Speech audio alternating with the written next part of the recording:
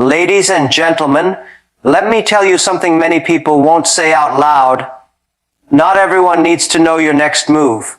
In a world that's shouting louder every day, on social media, in offices, even in families, those who learn to focus inward and stay silent become the most powerful. When you talk too much, you give away your energy. You give away your ideas. You invite opinions, doubts, and fears that were never yours to begin with. Why do you need validation? Why do you need everyone's approval? You don't. What you need is discipline, direction, and determination. When I started my journey, I didn't tell people everything I was trying to build. Why? Because I knew they wouldn't understand. I wasn't building something for applause. I was building something that would last. Silence is not weakness. Silence is strength. It is the quiet confidence of someone who is doing the work. People will mock you. People will doubt you. That's fine. Let them. But never lose your focus trying to explain your path to someone who's never walked it. You don't need to be loud. Your results will do the talking. The most dangerous person in the room. Not the one who shouts the loudest. It's the one who listens, learns, adapts, and moves silently. So, if you have a dream, protect it. If you have a goal, chase it. And if you want to build something great, shut up and work. Focus on yourself. Stay silent. And when you're ready, let the world hear the sound of your success. In a world driven by likes, shares, opinions, and constant comparison, the loudest voices often dominate the conversation. Everyone seems to have something to say, something to prove, and something to show. But true self-growth, the kind that transforms your life from the inside out, does not come from the noise outside. It comes from the quiet, often uncomfortable work you do within yourself, away from the spotlight, away from applause, and away from judgment. Self-growth begins the moment you stop performing for the world and start being honest with yourself. That honesty is difficult. It demands that you face your fears, question your habits, and confront the limiting beliefs that have held you back for years. Outer noise may offer motivation, but only inner work brings lasting transformation. It is in solitude, not in spectacle, that real change begins. People often mistake movement for progress. They chase validation, hoping that recognition from others will fill the emptiness they feel inside. But validation is a fleeting currency. You may impress others, but if you haven't impressed yourself, it means nothing. You can gain followers' attention, even praise, and still feel lost because you skip the internal process that builds confidence and clarity. When you focus on inner work, you start asking the right questions. Not, what do others think of me? But, what do I think of myself? Not, how can I look successful? But, am I truly growing? These questions require silence to answer. They require time spent in thought, reflection, and intentional action. They require discomfort. Because growth always begins where comfort ends. Outer noise is often a distraction disguised as guidance. People will give you advice they don't follow. They will criticize what they don't understand. They will project their fears onto your vision. If you are not rooted in your own self-awareness, you will be swayed by every voice louder than your own. That is why you must build a strong inner foundation. One that can withstand doubt, failure, and the storms of uncertainty. Inner work is not glamorous. It is waking up early to work on your discipline when no one is watching. It is holding yourself accountable for your excuses. It is being honest about your bad habits and actively replacing them. It is reading, learning, journaling, meditating, whatever tools help you understand who you are and who you want to become. There is no applause for this work.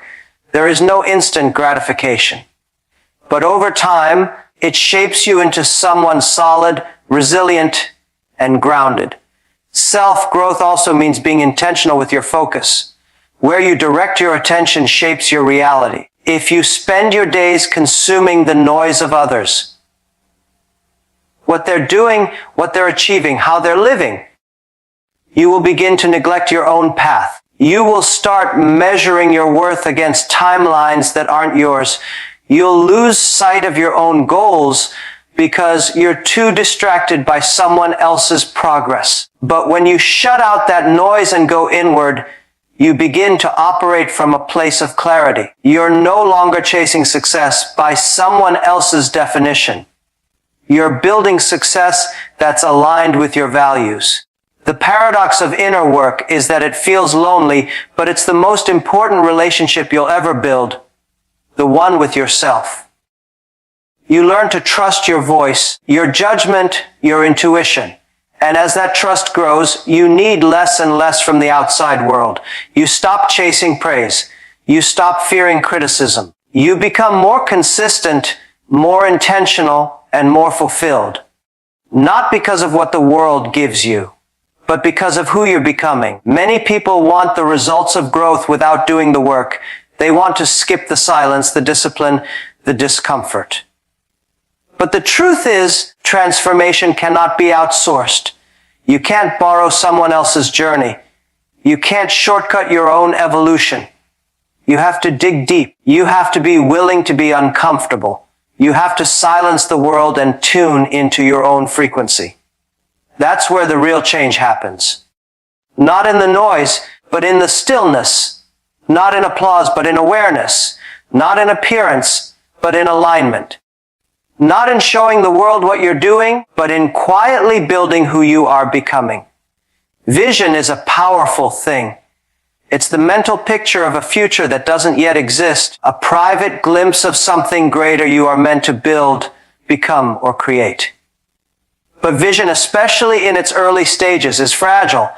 It's a seed, not yet a tree. And like any seed, it must be protected, nurtured, and hidden from the elements while it gains the strength to grow. That is where silence comes in. Silence is not just a passive act. It's a strategy. It is the quiet discipline that surrounds vision like a fence, shielding it from doubt, noise, and premature exposure. When people share their vision too early, they often do so for validation, not execution. They want someone to say, "That's a great idea," or "You can do it." But vision is not something that needs applause to be real. It needs commitment, not commentary. The moment you speak it out loud to the wrong audience, you expose it to misunderstanding, to skepticism, and to fear, often not your own, but others' fears projected onto your dream. And if your vision isn't deeply rooted yet, those doubts can kill it before it even begins to grow. There is a reason most successful people worked in silence for years before the world noticed them. It's not because they didn't believe in themselves. It's because they understood the value of protecting their process. When you speak too soon, you interrupt your own momentum. You invite expectations before you've even created results. Silence gives you the freedom to change your mind, to experiment, to fail, and to start over, without the pressure of having to explain yourself to anyone. Silence also helps preserve energy. Vision requires massive focus, and every conversation about your goals is an energy transaction. You give a part of your mind to explaining what you're doing, and that same energy could have been used to actually do the work. The more time you spend talking about what you're going to do, the less time and clarity you have to actually do it. Silence disciplines your energy. It teaches you to conserve, to channel, and to direct your power toward action instead of explanation. In silence, your vision has room to evolve. You're not locked into a version of your dream that you told someone months ago. You can shift directions without judgment. You can grow your idea into something stronger, clearer, more refined. Vision is a living thing. It changes as you change, and silence gives it the space to do that without interference. The world sees silence as emptiness, but for those on a mission, silence is construction. A lot is being built when nothing is being said. There's also a psychological advantage to silence. When no one knows your moves, they can't predict or sabotage them. They can't plant seeds of fear in your mind. They can't distract you with unsolicited opinions. People love to give advice, but not all advice is wise. Some of it is rooted in their limitations, not your potential. Silence protects you from absorbing ideas that don't belong to you. It keeps your vision clean, pure, and close to your heart where it belongs. You don't owe the world a progress report on your vision. You owe yourself consistency. You owe yourself discipline. You owe yourself the quiet focus it takes to bring something real into existence. Talking can make you feel like you're doing something, but it's a false sense of progress. Real work happens in the quiet hours, when no one is watching, when it's just you and the dream that won't let you rest. Silence is not absence. It is presence without noise. It is working deeply, thinking clearly, building slowly. It is trusting the process and not rushing the reveal. The most powerful visions are not shouted from rooftops. They're built brick by brick in the silence of intention until they become too big to ignore. And by then, you don't have to say a word. The vision speaks for itself. The results echo louder than anything you could have said. The silence becomes the foundation of something unshakable. The vision no longer needs protection. It's ready to stand on its own. Every human being wakes up each day with a limited reserve of energy. Mental energy, emotional energy, physical energy. It's all finite. Where that energy goes determines the quality of your day, your progress, your growth, and eventually your entire life. Yet many people don't treat energy like the valuable currency it is. They spend it recklessly, often in the pursuit of something deeply unproductive validation. Validation is the craving to be seen, heard, approved of, or acknowledged by others. At first glance, it seems harmless, even natural. After all, everyone wants to feel appreciated. But when that desire becomes a dependency, it starts draining your most powerful resource. The energy you could be using to build your skills, improve your habits, or create your future gets redirected into worrying about what others think, posting for likes, defending your actions, or seeking approval for your decisions. The chase for validation is a silent thief. It robs you of focus because you begin making choices based on how they will be perceived rather than how they align with your purpose. You start asking questions like, will people support this? Instead of, is this right for me? Your internal compass becomes weaker as your attention shifts outward, and every moment you spend adjusting yourself to fit someone else's expectations is a moment lost in the wilderness of distraction. There is also a hidden exhaustion in constantly trying to be understood. You may feel the urge to explain yourself, your dreams, your work ethic, your reasons for saying no, your goals, but every explanation costs energy. The more you explain, the more you seek confirmation that you're on the right path. But the truth is, the right path doesn't always look right to others. Especially at the beginning, when there are no results yet to prove you right. And if you're constantly trying to convince people, you end up convincing yourself that their opinion holds more weight than your own. Validation is also addictive. Once you start chasing it, you rarely stop at just one hit. You get one compliment, one like, one share, and suddenly that becomes the new standard you try to meet. You begin performing instead of living. The work becomes about being seen, not about being effective. Your creativity, which once flowed freely, now comes with conditions. Will this be popular? Will they approve? In the end, the work suffers not because you lack talent, but because you're too distracted by feedback loops that don't matter. This is not to say you should never listen to anyone or ignore all feedback. But there's a difference between thoughtful guidance and compulsive approval seeking. One helps you grow, the other holds you back. One is about refinement, the other is about reassurance. When you depend on validation, you hand over control of your energy, your emotions, and your confidence to people who may not even understand your vision or values.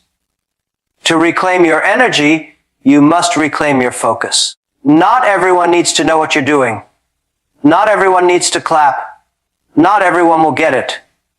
And that's fine. You didn't come this far to please the crowd. You came to evolve, to create, to push limits.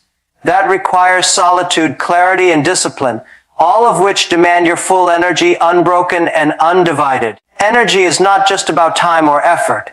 It's about intention. When your intention is diluted by the need for recognition, your actions lose power. You may still be busy, but you're not necessarily productive.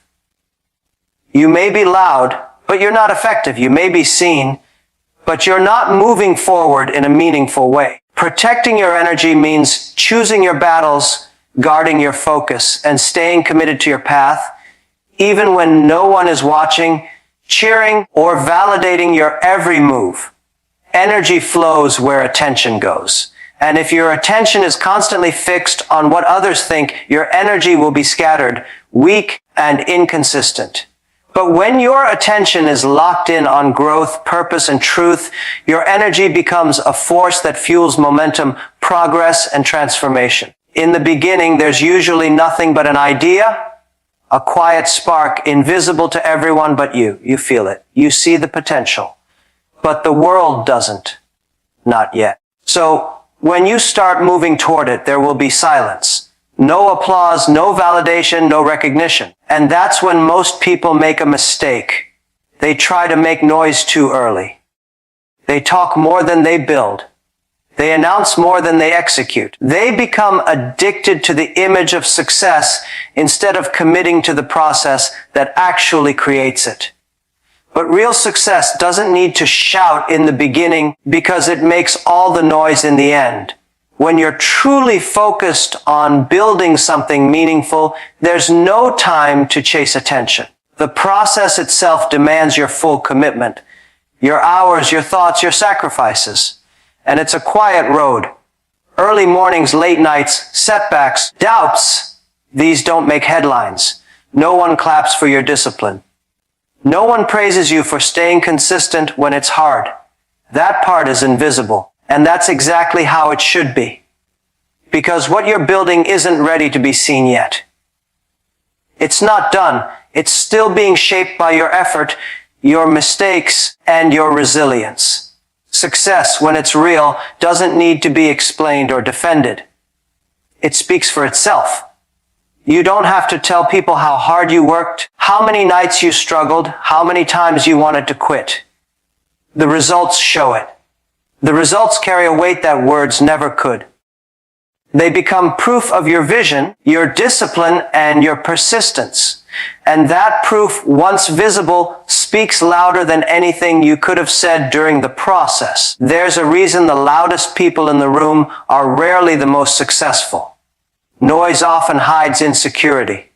It's a substitute for progress. People who talk constantly about their goals often haven't done enough work to show them. It's easier to make noise than to make moves. But the ones who are really working, really building something powerful, they're quiet. They're not broadcasting every step because they're too busy taking those steps. They understand that silence is not inactivity. It's preparation. When success arrives, it doesn't need an introduction. It turns heads without asking for attention. It speaks in results and outcomes, in undeniable facts. The business that once struggled is now thriving. The person who was once doubted is now respected. The idea that was laughed at is now the new standard. People start asking how you did it. They start studying your moves. They replay your journey in hindsight, forgetting that they once ignored it. That's the noise success makes, the kind that can't be ignored. There is also a power in proving people wrong through results, not arguments. When you argue, explain, or try to prove yourself too soon, you waste energy. People believe what they see, not what they hear. And when you finally succeed, those who doubted you don't need an apology or a debate. They see the truth in what you've built. That's the loudest response you can give. Not revenge, not pride, just undeniable evidence. The long game of success is played in silence. It's about mastering the craft, developing the mindset, and outlasting the noise around you. Trends will come and go. Opinions will shift, but results are permanent. They're earned, not given. And when you have them, people remember. They respect the discipline it took. They admire the quiet consistency.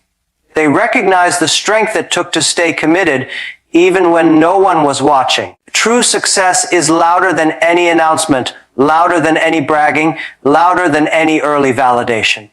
It shakes the room without a word. It turns silence into applause. It doesn't seek attention, it commands it, and by the time it arrives, it makes all the noise you never had to make yourself. Discipline is often misunderstood. Many think it's about willpower, about constantly forcing yourself to do what you don't want to do. But true discipline is deeper. It's not just a moment of control. It's a way of thinking, a structured commitment to a larger purpose. And this kind of discipline doesn't flourish in chaos, distraction, or noise. It grows best in solitude, in the quiet moments where there are no spectators, no opinions, and no applause. Discipline sharpens its edge. Solitude strips away the external motivators and leaves you face to face with yourself. That's where the real work begins. When no one's watching, it's easy to quit. It's easy to slack off or delay. But those who thrive in solitude understand that discipline is not about showing the world you're consistent.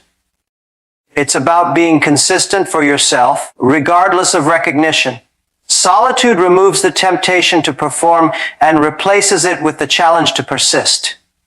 In a world that's addicted to visibility, being alone with your work is underrated. Everyone wants to be seen grinding, hustling, succeeding. But discipline is forged in the hours that no one will ever see. It's in the early mornings when you get up not because you're motivated, but because you said you would. It's in the quiet evenings when you sit down to write, study, or practice even though no one's waiting on the result. It's in the long stretches of time where there is no feedback, only effort. And it's in those moments, repeated over time, that discipline becomes part of who you are. Solitude helps eliminate the noise that disrupts your rhythm. There are no competing voices, no distractions pulling your attention in every direction. There's just you and your commitment. That kind of environment forces you to develop internal accountability. You stop relying on motivation. You stop depending on pressure from others. Instead, you become your own coach, your own reminder, your own standard. That's when discipline matures, from a temporary push to a permanent mindset. When you're alone, you notice your patterns. You see where your focus drifts, where your energy drops, where excuses show up. Solitude gives you the clarity to correct those things without judgment. You're not trying to save face. You're not trying to impress anyone. You're simply working through your weaknesses honestly and quietly. That self-awareness paired with daily repetition is what builds sustainable discipline. Not bursts of effort when others are watching, but steady action even when no one knows what you're doing. Discipline in solitude also removes the temptation of comparison. You're not distracted by what others are doing, how fast they're moving, or how well they're performing. Your focus narrows to your own path. That's when real progress happens, when your energy stops leaking into envy or doubt, and instead flows entirely into execution. You stop chasing someone else's results and start respecting your own process. Another advantage of solitude is emotional control. Without the ups and downs of outside influence, your work becomes more stable.